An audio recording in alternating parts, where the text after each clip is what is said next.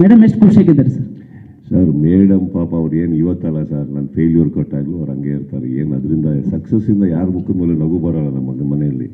ನಾನು ಎಲ್ಲಿವರೆಗೆ ಕರೆಕ್ಟಾಗಿದ್ದೀನೋ ಅಲ್ಲಿವರೆಗೆ ನಗ್ತಾ ಇರ್ತಾರೆ, ಸ್ಮೈಲ್ ಮಾಡ್ಕೊಂಡಿರ್ತಾರೆ. ನನ್ನ ತಾಯಿಯೂ ಅಷ್ಟೇ ಸರ್, ನನಗೆ ಸ್ಪಂದಿಸ್ತಾ ಇದ್ದೀನಿ ನಾನು ಸಕ್ಸಸ್ಸಿಂದ ಅಲ್ಲ. ಮಗನ ಒಂದು 10 ಒಳ್ಳೆ ಕೆಲಸ ಮಾಡ್ತಾ ಇದೆಯಾ ಬಾರನ್ನೋರು, ಅದ್ರ ಬಗ್ಗೆ ಖುಷಿ ಪಡೋಲ್ಲ. ಇದರಿಂದ ಏನು ಸರ್ ಟೆನ್ಷನ್ ಏನು ಅಂದರೆ, ಅವರಿಗೆ ಕಾರ್ತಿಕ್ ಮುಖ ನೋಡಿ ಅವ್ರು ಟೆನ್ಷನಲ್ಲಿರೋರು ಫಸ್ಟಿಗೆ.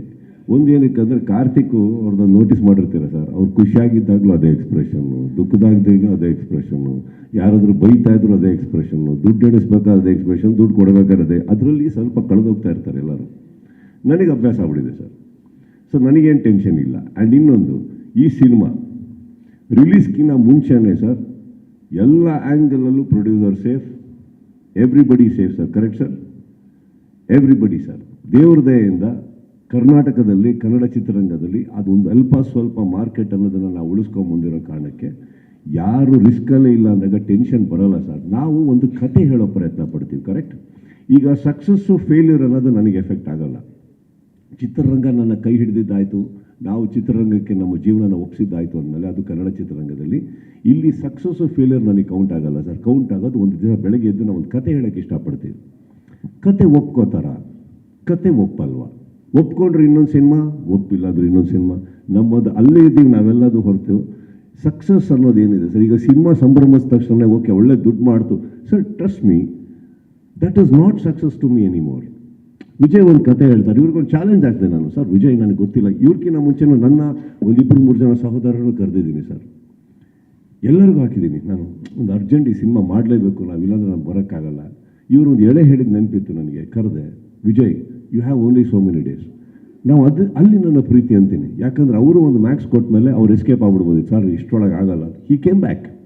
15 ದಿನದಲ್ಲಿ ಒಂದು ಕತೆ ತೊಗೊಂಬಂದರು. ಇನ್ನೊಂದು 16 ದಿನ ಕೂತೀವಿ. ಒಂದು ಅವತ್ತು ಫಸ್ಟ್ ಡೇ ಕತೆ ಹೇಳಿರೋದ್ರಿಂದ 1.5 ತಿಂಗಳಲ್ಲಿ ಸಿನಿಮಾ ಹೊರಟೋಗ್ತೀವಿ. ಪಕ್ಕದಲ್ಲಿ ಸತ್ಯ ಜೊತೆಯವರು ಇದ್ದರು, ಸಿನಿಮಾ ಮಾಡಬೇಕು ಅಂತ ಇದ್ದರು. ಅವ್ರಿಗೂ ನಾನು ಕತೆ ಹೇಳಿದ ತಕ್ಷಣ ಇಷ್ಟಪಟ್ಟರು. ಒಂದು ಪ್ರೊಡಕ್ಷನ್ ಹೌಸಿಗೆ 1.5 ತಿಂಗಳಲ್ಲಿ ಅಷ್ಟು ಬೇಗ ಎಲ್ಲ ರೆಡಿ ಮಾಡೋದು ಕಷ್ಟ ಇದೆ. ನಮ್ಮ ಅದೃಷ್ಟಕ್ಕೆ ನವೀನ್ ಚಂದ್ರ ಎಲ್ಲರೂ ಸಿಕ್ಕಿದ್ರು. ಅವರು ಶೇಖರ್ ಚಂದ್ರು, ಶಿವು ಬಿಡಿ, ಅವ್ರು ಇನ್ನೊಂದು ಸಿನಿಮಾ ಮಾಡ್ತಾಯಿದ್ರು, ನಾನು ಹೇಳ್ಕೊಂಬಲ್ಲೆ. ಚಂದ್ರು ಅವ್ರು ಫ್ರೀ ಇದ್ದರು ಅಂದರೆ ಆ ಟೈಮಲ್ಲಿ.